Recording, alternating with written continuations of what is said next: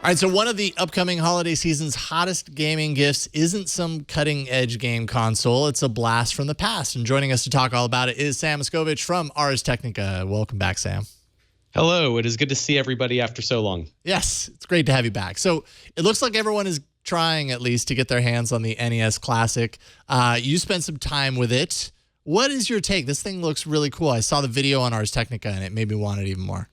Well, the NES Classic Edition, America, Europe, New Zealand, and Japan are each getting their own respective ones. But what they all have in common is that they are essentially a small Android system chip that is running all of your favorite old NES games. As in, they've taken, we saw someone take it apart and looked at this, essentially a system that's more powerful than the Wii or the new 3DS, not quite as powerful as the Wii U. So RAM, processor, all that stuff to run a 30-year-old game console and 30 of its games. That's kind of stuff that we like to wonk out about, but you're probably not going to take it apart if you happen to get your hands on it. You're going to plug it in to an HD TV, which takes HDMI. The system has two cables out of the back, an HDMI connector and a USB connector. The USB is just for power. That USB connector doesn't take any data or anything else. You cannot add games to this machine. You cannot add anything to the machine. There's no Wi-Fi. There is no USB expander. It has 30 games pre-installed, all from the original NES era that have been very faithfully reproduced. Now, anybody who's watching the video version of this show is getting to see, as of right now, there's a displaying the game Bubble Bobble. Now, if you're watching it, you may look at that and go, well, that looks kind of crappy. It's got some of this stuttering of sprites of the little 2D characters. They're sort of flashing on and off. That means this is perhaps the purest emulation of an old NES possible, because the NES couldn't actually handle a certain number of sprites on the screen at once. So it would do this sort of flicker thing as a way to essentially have them on the screen every other second or millisecond. And that's the really incredible thing about this emulation. Nintendo has done emulation before. You've been able to go and buy old NES and other system games on your 3DS, old DS, Wii U, all this sort of thing. But none have been replicated this perfectly. So that's really the fascinating thing from a geek standpoint. Now, just from a simple I want to own this thing standpoint, this thing is cute. The system is a very small, I want to say 5 inches on its longest side, replica of the original NES style. So it's the old gray box. In fact, Japan has its own classic edition of the Famicom, which has the same sort of maroon and black design.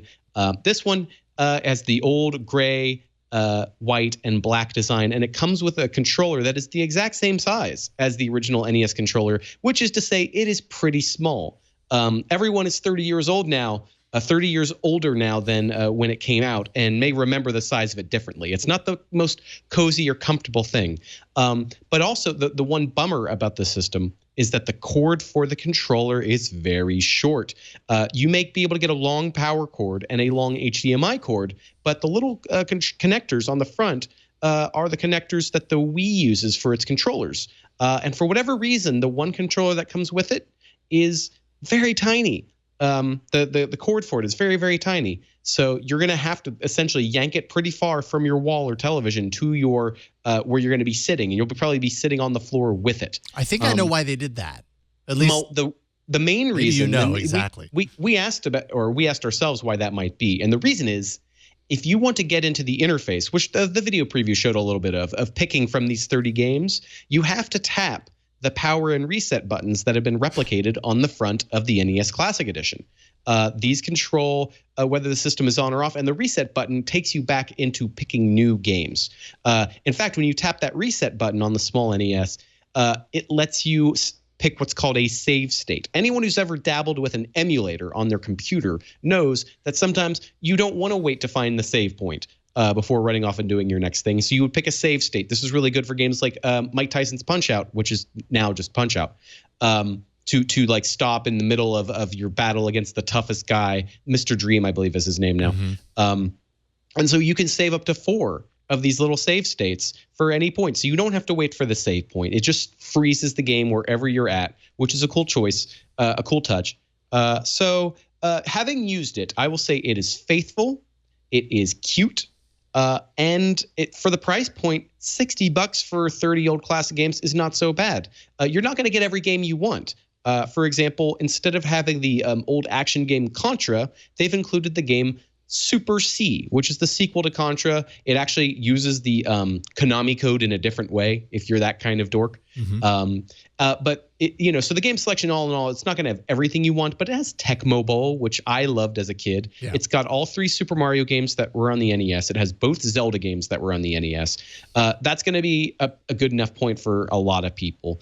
And it lets you have these different little filters. It's either pixel perfect, a 4:3 ratio, which was the way your old CRT TV stretched the image, or a scan line filter is your third option, which takes that 4:3 stretch and then adds a little bit of a filter the way that old NES games looked. So that's a really cool option. You're going to find a mode you like, how it looks in any of those. I prefer the pixel perfect. I like having it exactly pixel-wise, having the perfect squares. And it displays in 720p resolution, not 1080p. That actually matters because that means you're getting an exact pixel-perfect replication. 1080p does not quite match up with the 320 by 240 resolution of the NES in the way that 720p does. So that's another little technical thing. They really dotted all the I's and crossed all the T's in terms of emulation. This is just a very nice replication of how an NES looks. I think it's great. And if I can ever buy one, I certainly will. Okay, so it's you said it has all the emulation, the CRT monitor makes me look like I'm, it's not good quality. There's flashing. Will it make me feel like I'm 13 again? And will I have that same sort of teenage angst as I'm playing? Well, I mean, I can get into one of the reasons. There's a few nostalgic things why, but bottom line is, if you look at the list, you should just, it's very easy to Google NES Classic List to see all the names of the games. But if there's at least 2 favorites in there, I think you're going to be good to go. If there were the things that you came back to at the end of the school day to be a little punk kid, then you should be set. I mean, everyone's going to have a favorite they're missing. Tetris is not on there, which bums me out personally. Yeah. Although the Game Boy one's better, but that's a whole nother conversation. But ultimately, what's cool is they got games that were not made by Nintendo. So Konami has 2 Castlevania games on there. That's pretty cool. Tecmo has Ninja Gaiden and Tecmo Bowl. Those are both pretty popular. And I think when people say playing Nintendo, that really included a lot of games that Nintendo themselves didn't make. Mega Man's a pretty huge one. And they have the arguably best Mega Man game, which is Mega Man 2. There's also one of my old favorites from when I was younger was Star Tropics, which was clearly an American-styled attempt to rekindle some of that Zelda thunder, in which you played as a little kid, an American kid from Seattle who used a yo-yo as his weapon. It's funny, though, because that one came out. When it came out, it came with a letter that you needed to dip into water in order to beat the game. It was sort of an anti-rental policy. They wanted you to buy the game in order to beat it, and you couldn't get the letter with the game, which is a really weird twist. But Jason, do you want to talk about one of the cool things that I wrote about that Nintendo has done for this launch? Well, I mean, okay, so before we get to that, because that is really awesome, I just want to give my theory on the short cable thing.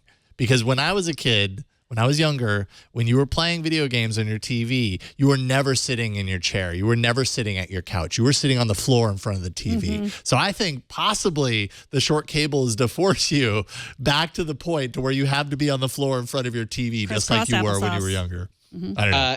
That theory is busted by Nintendo's lawyers, including a little piece of paper in with the NES Classic, advising you how close you should be to the screen, how often you should take a break. There was a whole lawsuit that actually makes every single video game come with things like that, but that's a whole nother story. But if you want to sit really close to the screen and disobey their official legal orders, their short cord will be there for you. Excellent. All right. It will help to facilitate that. Okay, so let's talk about this because this is very cool. The games did not ship with the manuals, but I mean, by and large, like if you gamed in this era, just playing the game was one aspect. The other aspect was like daydreaming as you looked into these manuals and figured out, learned the secrets of what you were playing, all that kind of stuff. Apparently these are online for everyone to take a look at, right? This is one of the most interesting things I've seen Nintendo do in years is give away every manual for these games. They've gone in and gotten the original publication files.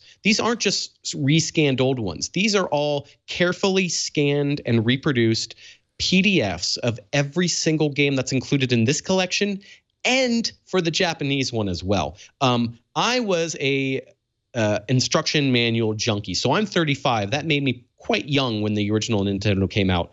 And the big reason that my mother encouraged me to keep gaming, to not give me a lot of limits, was because she saw me reading so much. When I wasn't playing a game, I was reading about games. This was formative reading time. And these old instruction manuals, specifically the Nintendo era, and I think a lot of people have this for different game system eras. The instruction manual, going back to the Infocom days of these sort of PC text adventures, filled in the gaps that the game itself couldn't fill. Some of the images here on the video right now are really, really colorful illustrations of characters that are a lot more detailed than the ones that were in the game.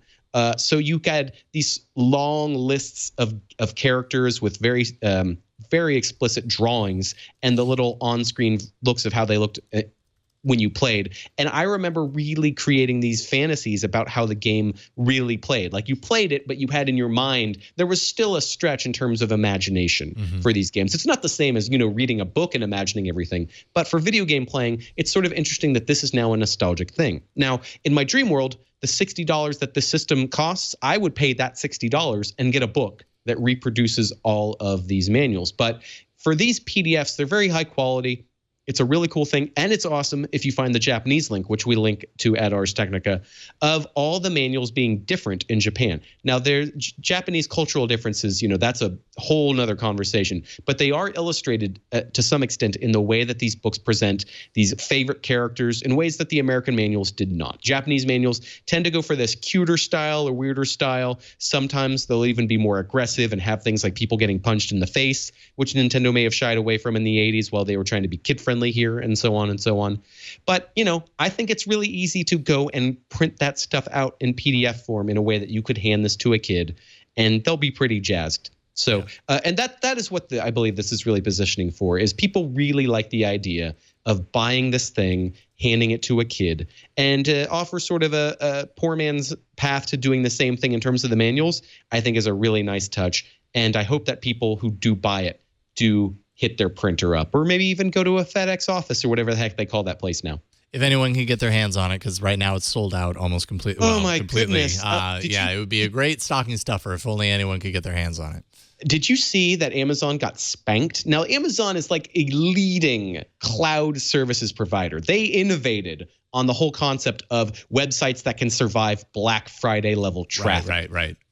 Yeah, even the NES Classic destroyed that. The shortage seems to be an intentional move by Nintendo. They've been perfecting that move for decades. So, good luck finding one. I don't think it's worth scalping for. I don't think you should spend more than $60 for it. It has its limitations. There are other ways to make Nintendo games available for your kids. I, for one, may very well hack my own little Raspberry Pi thing and make a fake NES Mini for my nephews instead of going to a scalper. I don't think Nintendo will sue me for trying to spread the love of classic gaming in my own style. And I recommend anyone else who cannot find it, try and find another way around so that they can, what's more TWiT.tv than hacking your own little Raspberry Pi enabled Nintendo emulator? Come on. I mean, I'm pretty sure we have a know-how episode on just that topic.